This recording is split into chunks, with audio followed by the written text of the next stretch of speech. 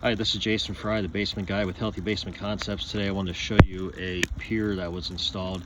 This foundation is has settled here. There's a pier here. You can see the post, and if you look closely here, you can see the bracket, and it's got these bolts here. This bracket is bolted to the footer. It does not go underneath the footer. It's only on the side of the footer. And it'd be like if you were to pick up your kitchen table, you'd put your hands underneath to pick it up, not put your hands on the side of it to try to pick it up. So not a good pier. Plus, in order to hold the pier post onto the bracket, there's these two bolts. And what happens is you get a lot of pressure and those bolts start to shear through this pier. You're relying on the bolts to hold that on.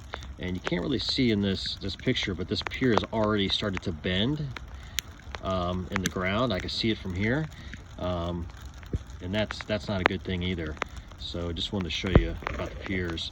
We're adding a pier over here, we're putting a pier there, and there's going to be 3 on the back wall here to stop this foundation from settling. Thank you.